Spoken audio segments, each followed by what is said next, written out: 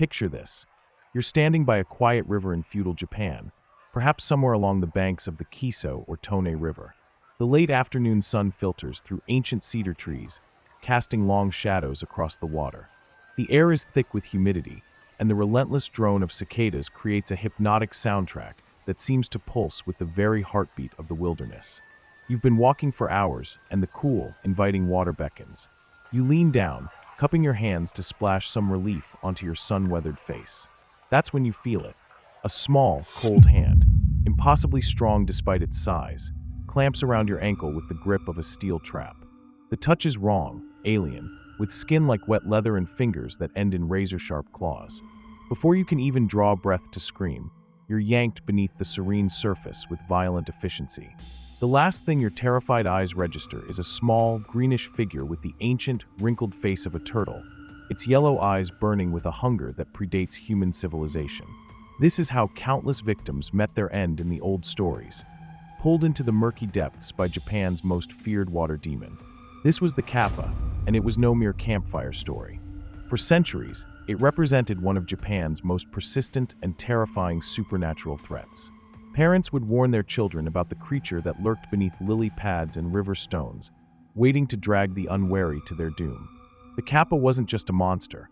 It was a living embodiment of the very real dangers that claimed lives in Japan's countless waterways.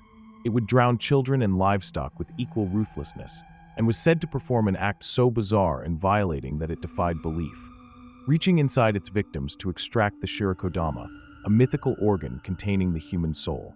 Now, fast forward to today's world. Walk into any anime convention in Tokyo, Los Angeles, or London. Browse the shelves of a Japanese gift shop, scroll through your gaming library, or flip through the latest manga releases. You'll encounter the Kappa again, but something fundamental has changed. Instead of a soul-stealing demon, you'll find a cute, quirky character cheerfully driving a taxi in Animal Crossing. You'll see it transformed into beloved Pokemon like Golduck and Ludicolo, their friendly faces bearing only the faintest resemblance to their murderous ancestor. The Kappa appears as a mascot on bottles of sake, grins from tourist posters promoting river safety, and even stars in children's cartoons, the ultimate cultural irony.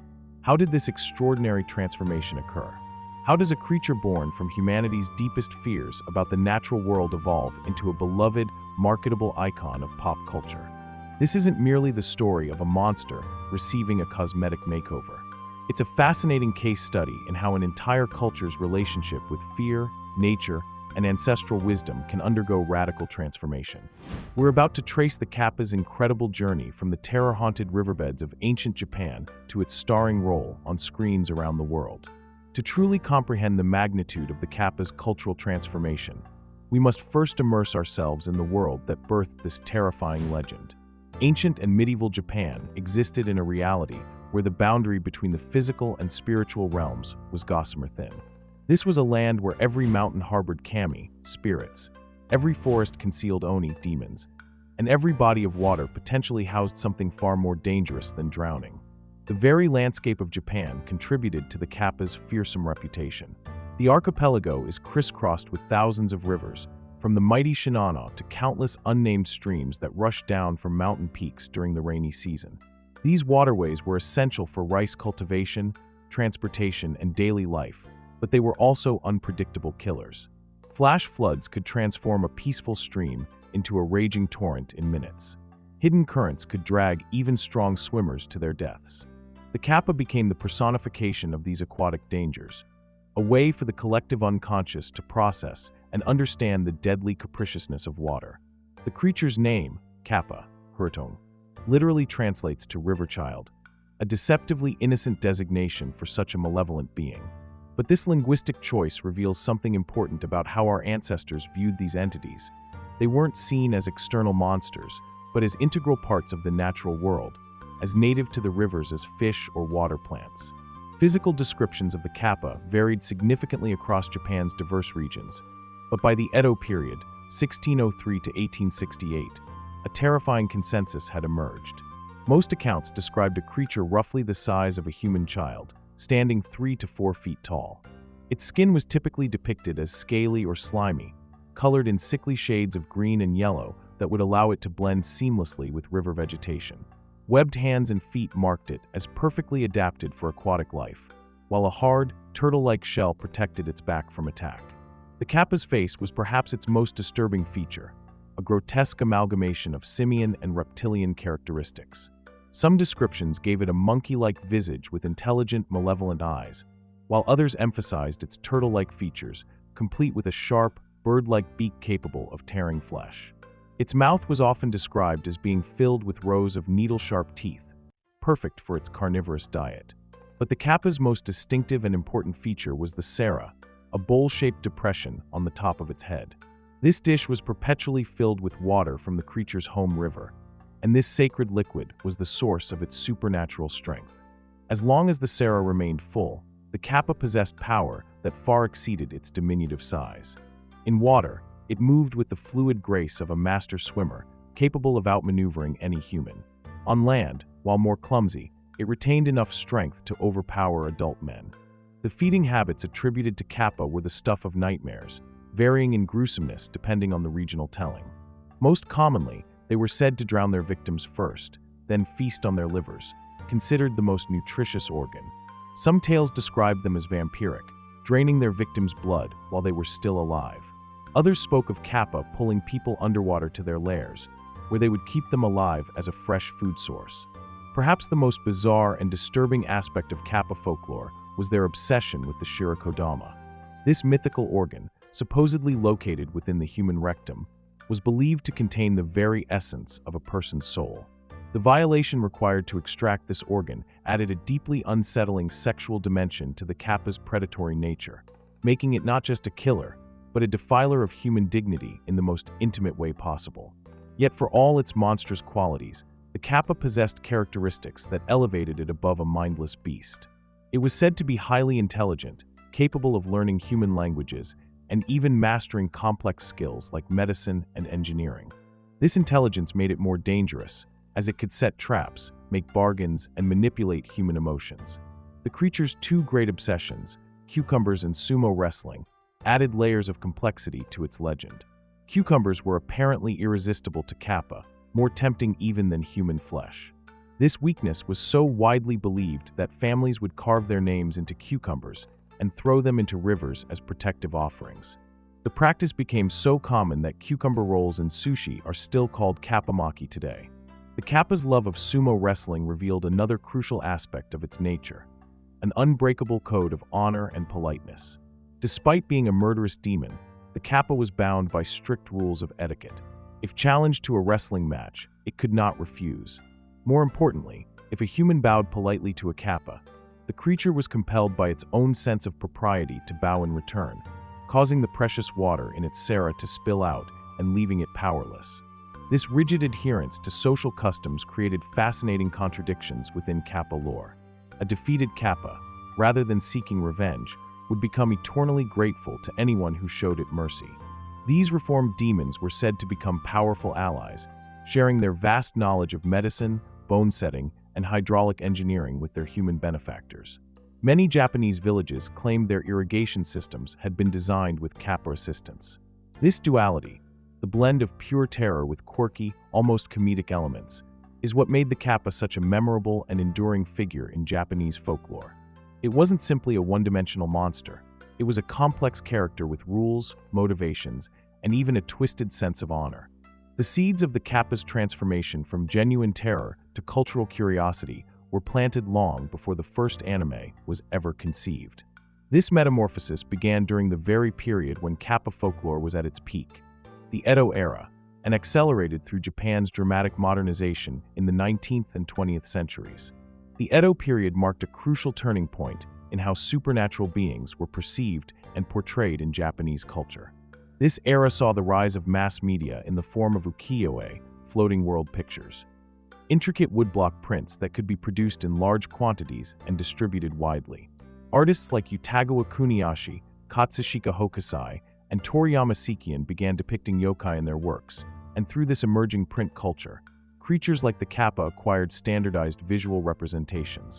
Hokusai's famous manga series, published between 1814 and 1878, featured detailed illustrations of various yokai, including several depictions of Kappa engaged in mundane activities like fishing or interacting with humans.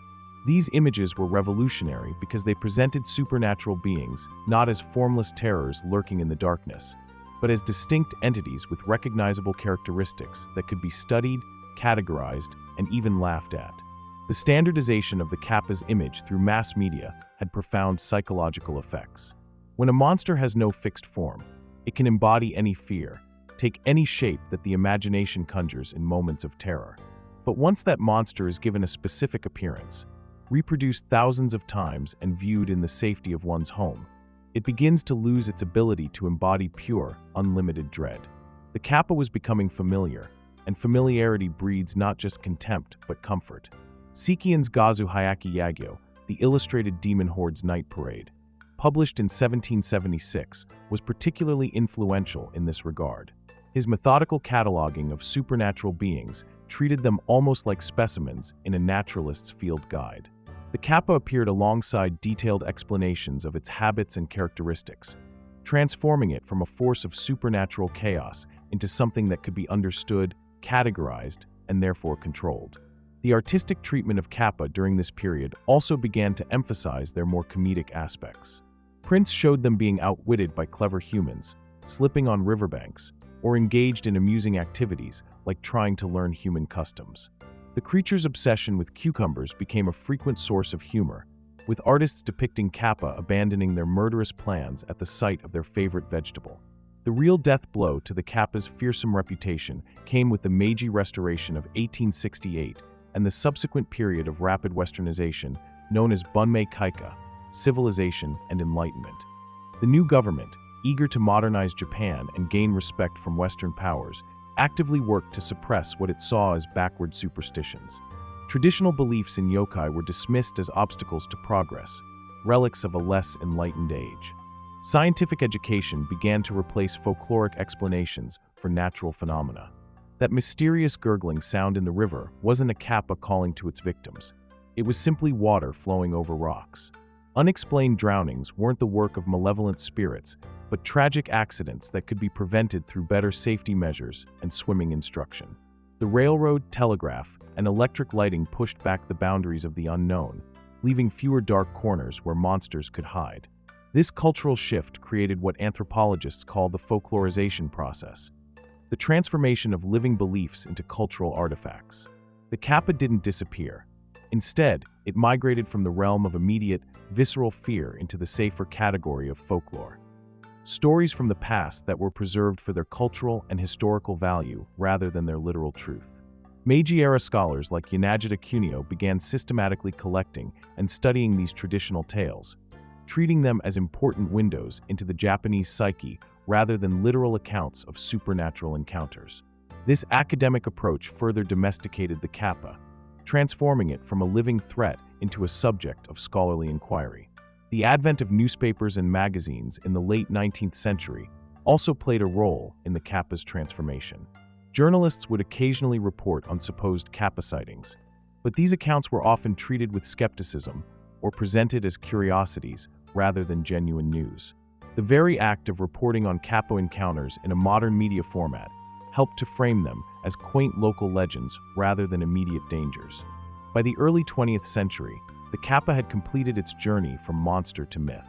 It retained its cultural significance and recognizability, but had lost its power to genuinely terrify. This created a perfect opportunity for creative reimagining. The creature was famous enough to be instantly recognizable, but harmless enough to be repurposed for entertainment without causing genuine distress. The true catalyst for the Kappa's complete transformation into a pop culture icon came in the post-World War II era, spearheaded by one extraordinary individual whose vision would reshape how an entire generation viewed supernatural folklore. Shigeru Mizuki, born in 1922, experienced the last gasps of traditional Japan before witnessing its dramatic transformation into a modern nation. Growing up in the rural town of Sakeminato in Tottori Prefecture, Mizuki was immersed in the old ways. His most formative influence was Nananba, an elderly woman who worked for his family and served as his unofficial guide to the supernatural world. She regaled young Mizuki with countless tales of yokai, describing them not as distant legends, but as real entities she had personally encountered. This intimate connection to traditional folklore would prove crucial to Mizuki's later artistic vision. After losing his left arm in World War II and struggling to find his place in rapidly modernizing Japan, Mizuki turned to manga as both livelihood and artistic expression. His breakthrough came with the creation of Jeijiji no Kitaro, which first appeared as Hakaba Kitaro, Graveyard Kitaro, in 1960. This series was revolutionary in its approach to supernatural beings. Rather than presenting yokai as antagonists to be feared or defeated, Mizuki created a world where they were the protagonists, complex beings with their own society, problems, and moral codes. The titular character, Kitaro, was himself a yokai, the last survivor of the ghost tribe, who served as a mediator between the human and supernatural worlds. In this universe, the Kappa appeared regularly as a supporting character, portrayed as mischievous and somewhat gross, but fundamentally sympathetic. Mizuki's Kappa retained many traditional elements: the bowl-shaped head, the love of cucumbers, the aquatic habitat, but was stripped of its murderous nature. Instead, it became a character who might cause trouble through misunderstandings or pranks, but could ultimately be reasoned with and even befriended. This reimagining was crucial because it maintained the creature's recognizable identity while completely neutering its threatening aspects.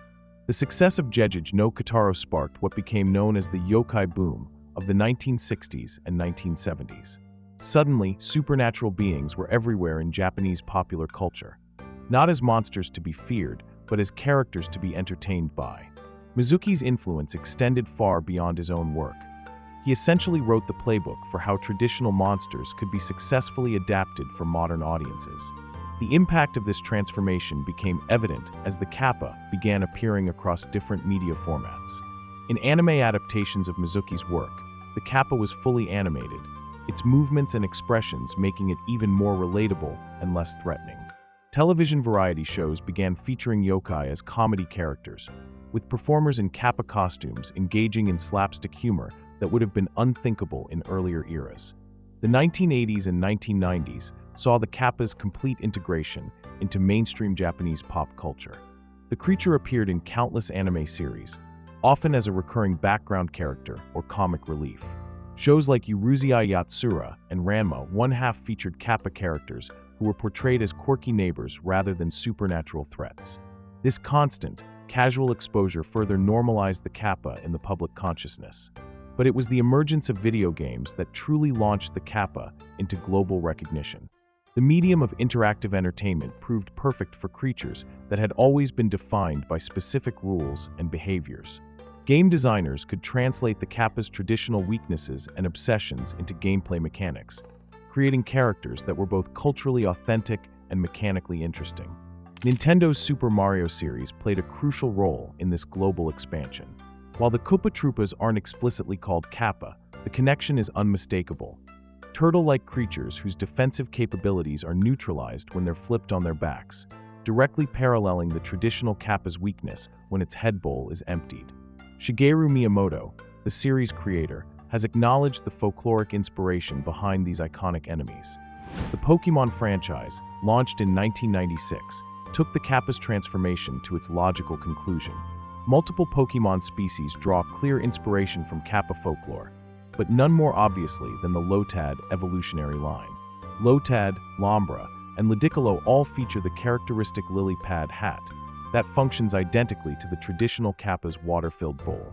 These creatures are portrayed as friendly, helpful partners rather than threats, completing the Kappa's journey from monster to companion. Golduck represents another fascinating example of Kappa adaptation. Its Pokédex entries specifically mention that it's often mistaken for a Kappa, and its psychic abilities and aquatic nature echo the traditional creature's supernatural powers and river habitat. However, as a Pokémon, Golduck is a loyal partner that battles alongside its trainer rather than against humans. The Animal Crossing series features perhaps the most beloved modern interpretation of the Kappa in the character of Cap'n. This sea captain sings shanties while ferrying players between islands, transforming the traditional river demon into a helpful service provider.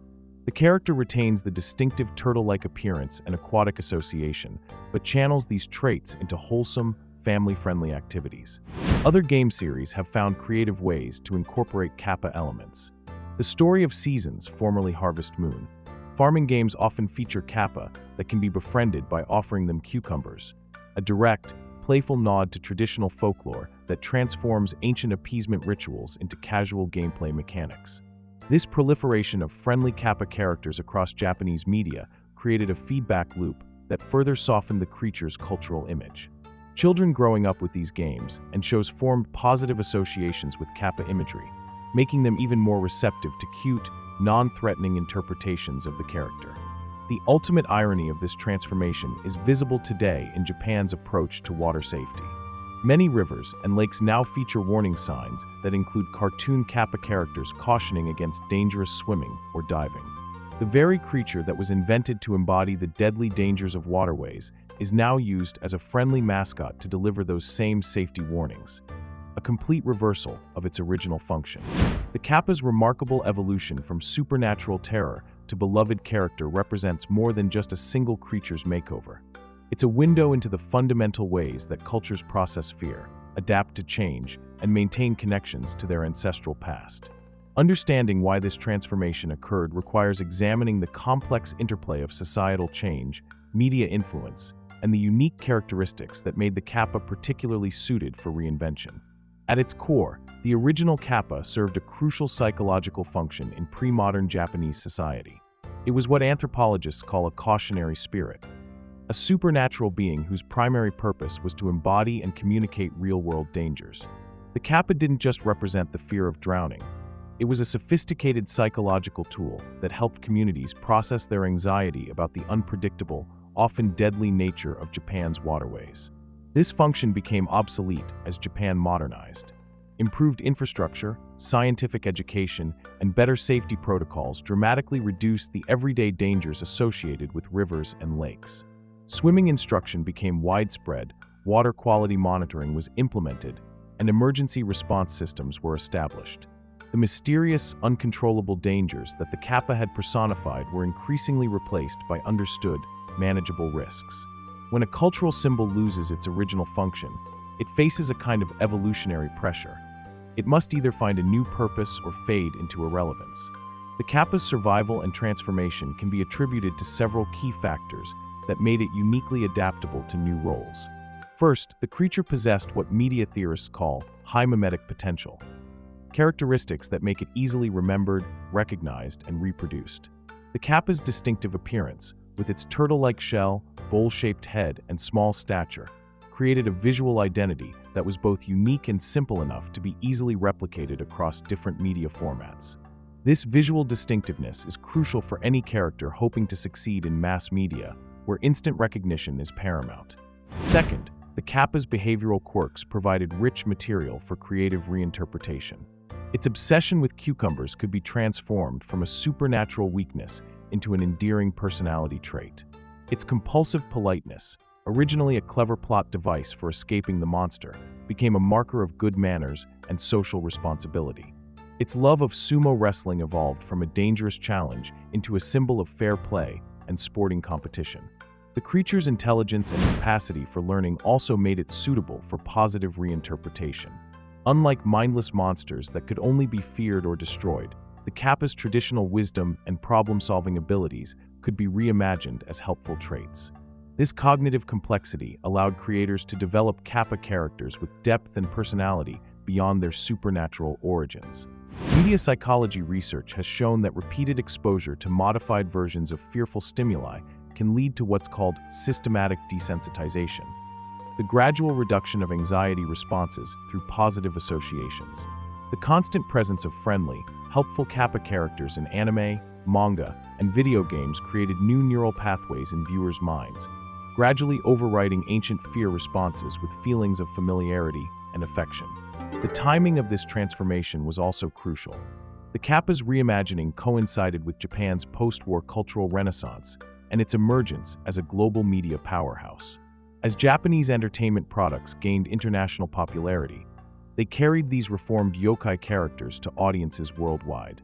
International viewers, lacking the cultural baggage of traditional Kappa fears, were even more receptive to cute, friendly interpretations of these supernatural beings. The globalization of Kappa imagery created an interesting feedback loop. as international audiences embraced characters like Pokemon inspired by Kappa folklore. Japanese creators were encouraged to develop even more appealing, marketable versions of these traditional monsters. The need to make Japanese culture accessible to global audiences further incentivized the softening of potentially frightening elements. Child psychology also played a role in this transformation. Modern Japanese society, like most developed nations, places enormous emphasis on child safety and well-being. The idea of deliberately frightening children with stories of murderous water demons became increasingly uncomfortable for parents and educators. Reimagining these creatures as friendly, educational characters allowed families to maintain connections to traditional culture while protecting children's emotional development. The therapeutic value of this transformation shouldn't be underestimated.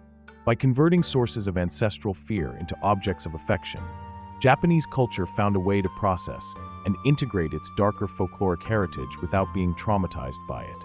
The friendly Kappa represents a form of cultural healing, a way to acknowledge the fears of the past while refusing to be controlled by them. This transformation also reflects broader changes in humanity's relationship with nature.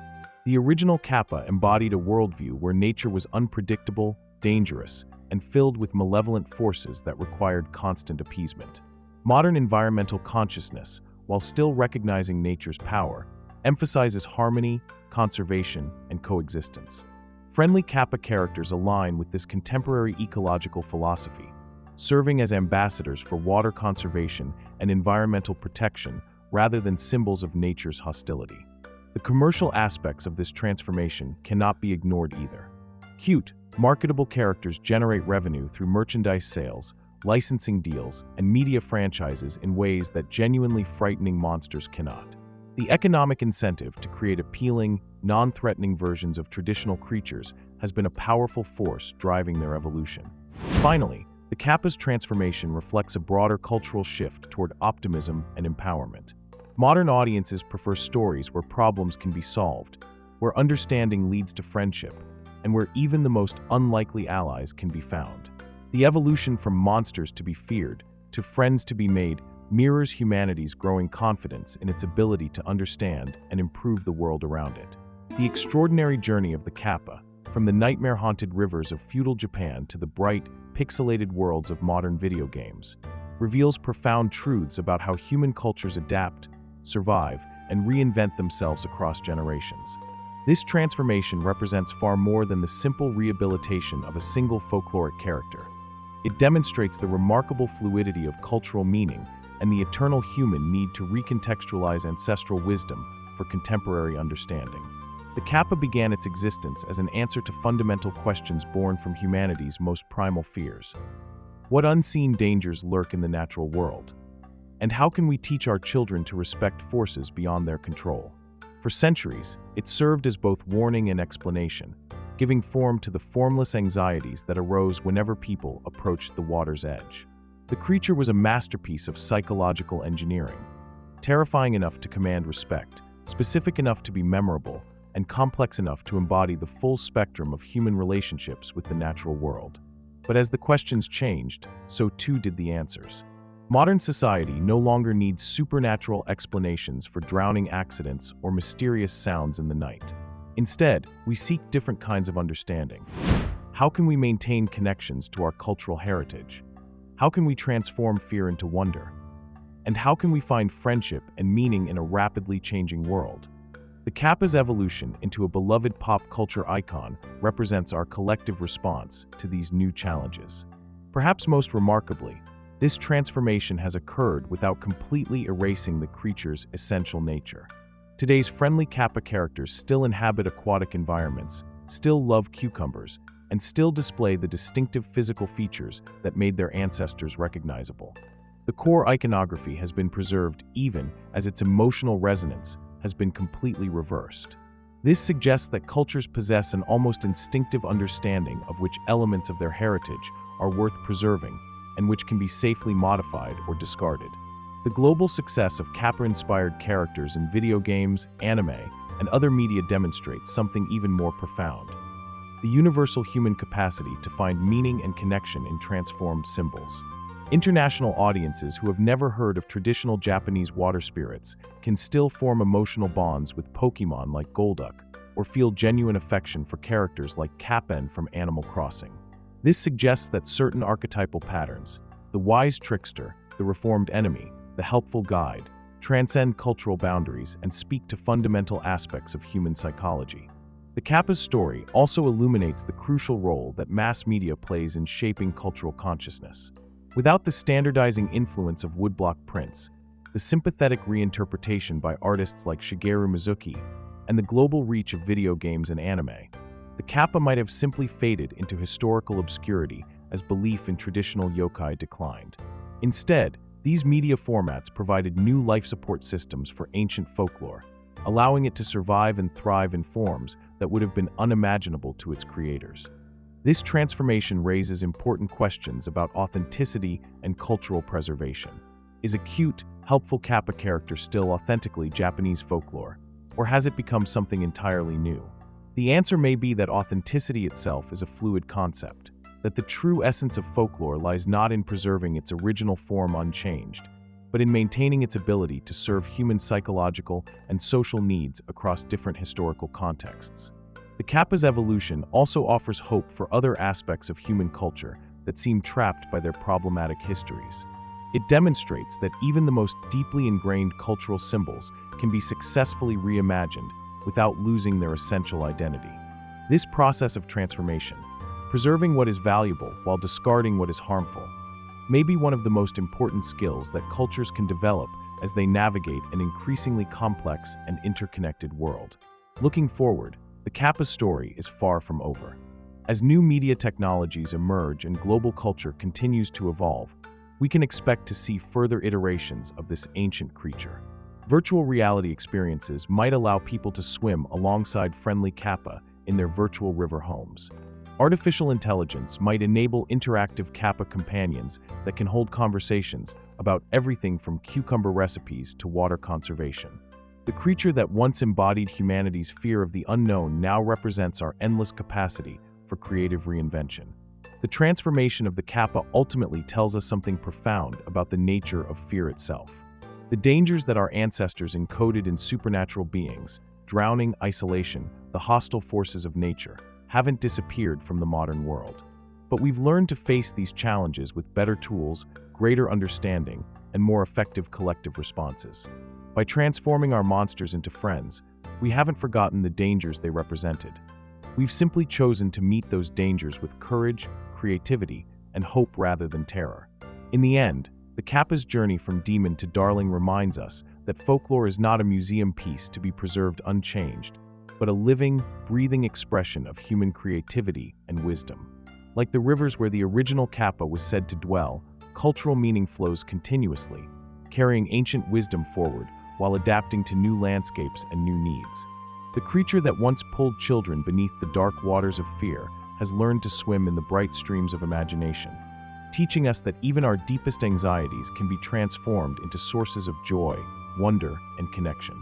As we continue to navigate the rapids of cultural change, the Kappa stands as proof that no symbol is too frightening to be reformed, no tradition too ancient to be renewed, and no fear too deep to be transformed into something beautiful. In its endless capacity for reinvention, this humble river creature has become nothing less than a symbol of hope itself, evidence that with creativity, compassion, and courage, we can reshape even our darkest legacies into sources of light for future generations.